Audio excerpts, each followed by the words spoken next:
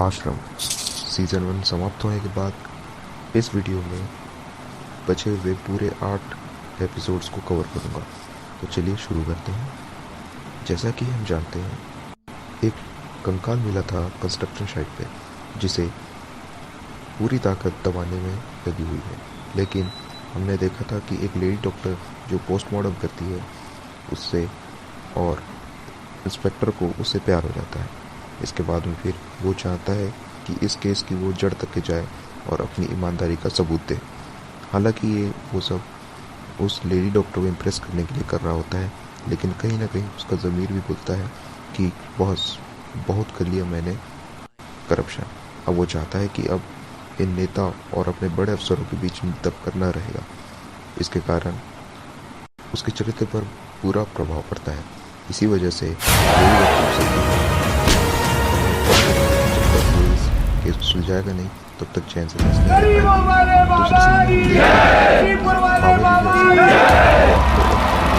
जब मुझे लगा सब कुछ खत्म हो गया, तब पता नहीं कहां से बाबा जी आ गए मेरी जिंदगी में और सब बदल दिया। एक सच्ची घटना पे आधारित है।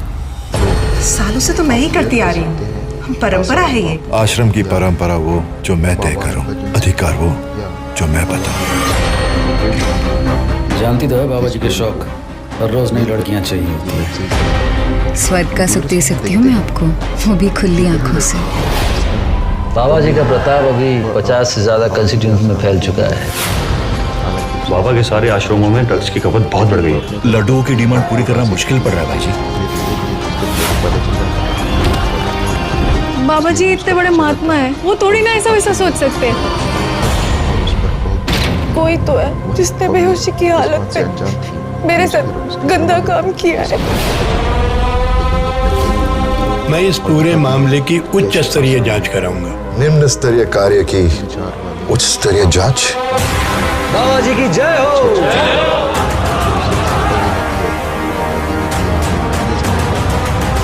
सबको अपने जाल में फंसा कर रखा हुआ इन आश्रम वालों ने। किसी पे चढ़ना हो, किसी पे चढ़ाना हो ना, आश्रम में करियो। कभी भी मुझे अपने 2 कौड़ी के सात्विक ज्ञान का उपदेश इसके अलावा मत देना। स्कूल, कॉलेज और इनसे ऊपर उठ चुका हूँ मैं। बाहरी दुनिया में पैसों से और ये बाबा गेम खेल रहा है। अब आदमी तो कमियों का पुतला होता ही है। ये गुत्थी सुलझ रही है या और उलझ रही है?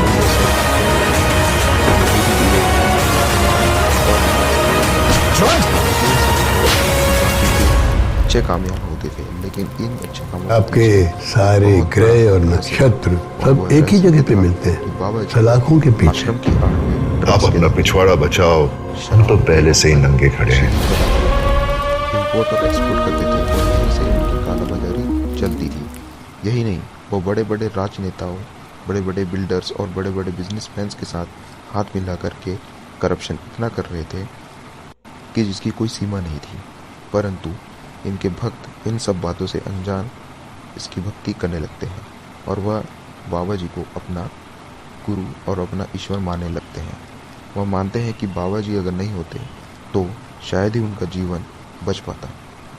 बाबा जी और उनके आश्रम के लोगों का एक ही टारगेट होता है, तो वो टारगेट होता है दलित, पीड़ित। जी हाँ, वह ऐसे लोगों को टारगेट करते हैं जो दलित होते हैं, जो निचली जाति से होते हैं, और वो लोग अन्य बड़े लोगों से प्रताड़ित किए हुए होते हैं। मैं बता दूं कि इस पूरे काले धंधे को चलाने में सिर्फ बाबा जी ही अकेले नहीं, बल्कि उसके एक जिगरी दोस्त का भी हाथ होता है, जिसका नाम भूपा होता है। भूपा और मोंटी जो बाबा जी हैं, वह दोनों साथ में मिलकर के ये सब कांड करते रहते हैं। और इनके साथ में इनके बहुत से कर्मचारी भी होते हैं जिन्हें तो ये पता होता है, लेकिन वह बात दुनिया से छुपाए रखते हैं। वो जानते हैं कि इसमें उनका भी फायदा है और जनता का भी। जनता को दिखाया जाता है कि बाबा जी एक संत महात्मा है और उन्हें सेक्स, प्यार, पैसा और बाकी चीज़ कोई मोह माया खींच नहीं सकती। लेकिन रात होते ही हम उनका काला चेहरा देखते हैं, जहाँ पे वे हर रात किसी न नई नवेली स्त्रियों के साथ सोते हैं। वो स्त्री आश्रम की खुद की होती हैं, जिन्हें सेविकाएं कहा जाता है।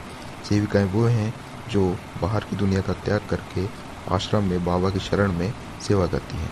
लेकिन यहाँ सच्चाई कुछ और ही है। यहाँ पे तो काला धंधा चलता है, जिस प्रकार से हमें वेब सीरीज में दिखाया गया है। इस वेब सीरीज में बॉबी देओल की कामगार एक्टिंग हमें देखने मिलती है। आश्रम में रह रही महिलाओं को शुद्धिकरण के नाम पर बेहोश किया जाता है और रात में बाबा जी उनके साथ इंटीमेट होते हैं। यह सिलसिला हर रात को जारी रहता है। हालांकि वहाँ पे उनके कुछ ऐसे कर्मचारी भी होते हैं जो इन सब बातों को अच्छे से जानते हैं और जानने के बावजूद भी बाबा जी का साथ देते हैं, क्योंकि उन्हें पता है कि बाबा जी का सच कभी सामने नहीं आ सकता और इसमें उन्हें मोटी कमाई मिल रही होती है, जिसमें शामिल होते हैं बाबा जी के कुछ साथी, जिन्होंने शुरुआत में ही एक युवती का कत्ल किया गया। उसी युवती का कंकाल हमें फर्स्ट एपिसोड में मिलता है। अभी यह क्लोज पूरी तरीके से बंद नहीं किया गया है। उस केस की जांच अभी भी इंस्पेक्टर कर रहा है और इंस्पेक्टर एक दिन उस आश्रम में आता है इस उम्मीद में कि उसे वहाँ कुछ सबूत मिल सकेंगे। दरअसल वह वहाँ पे कविता नामक एक लड़की की तलाश में है, लेकिन वहाँ से उसे धुतकार करके भगा दिया जाता है।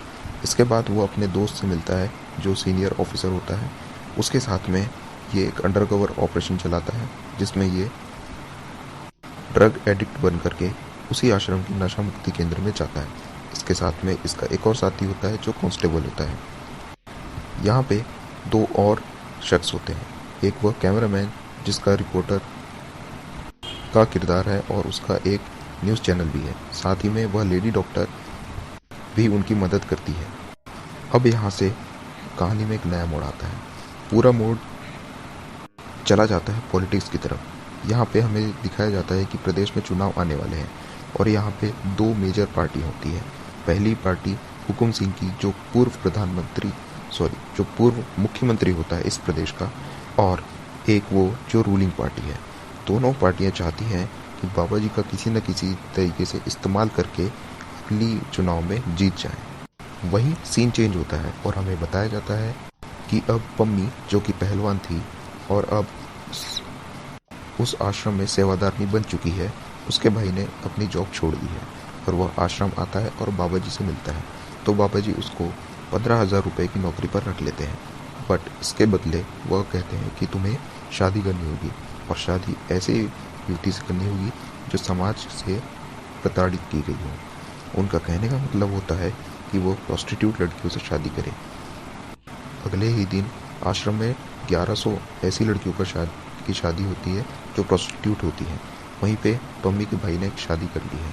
अब उसके पास नौकरी है और वह बाबा जी को अपना तन मन धन सब सौंप देता है और वह बाबा जी उसके लिए ईश्वर से कोई कम नहीं थे। बाबा जी के लिए वो पम्मी और उसका परिवार जान तक देने के लिए न्यौछावर था। वहीं सीन फिर से चेंज होता है और हमें दिखाया जाता है कि दोनों, जो पुलिस इंस्पेक्टर है और उस कांस्टेबल, नशा मुक्ति केंद्र में एंटर कर चुके हैं। धीरे धीरे वो आश्रम की सभी गतिविधियों पर नजर रखे हुए हैं। वहीं जो रिपोर्टर होता है वो वहाँ पे इलेक्ट्रिशियन के भेस में आकर के काम करने लगता है। अब ये चारों धीरे धीरे थोड़ी थोड़ी इन्फॉर्मेशन जमा करने लगते हैं। वहीं पता चलता है हमें कि कोई ईश्वर सिंह नाम का एक बहुत बड़ा क्लू इनके हाथ लगा है, लेकिन अभी तक इसके बारे में ज़्यादा जानकारी नहीं दी गई है। वेब सीरीज के चौथे एपिसोड को देखने के बाद हमें पता चलता है कि जिस लड़की का कत्ल किया गया था और जिसका कंकाल मिला है, उसका रिलेशन कहीं ना कहीं बाबा जी से है। हमें ये देखने को मिलता है कि जिस लड़की का कत्ल किया गया था वो भी एक प्रोस्टिट्यूट थी और उसे बाबा जी ने ही मरवाया था। हालांकि इस बात से ज़्यादा पर्दा नहीं उठाया जाता है, हालांकि इसे सस्पेंस बना करके रख दिया जाता है। फिर से सीन चेंज होता है और हम देखते हैं भूपा भाई और बाबा जी, ये दोनों आपस में बैठ करके शराब का सेवन कर रहे हैं और बिल्कुल चिल कर रहे हैं, जैसे बाहर ये कुछ और अंदर कुछ और ही है।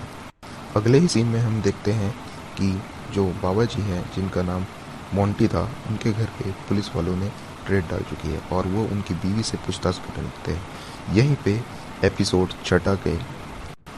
एपिसोड 6वां यहीं पे ख़त्म हो जाता है।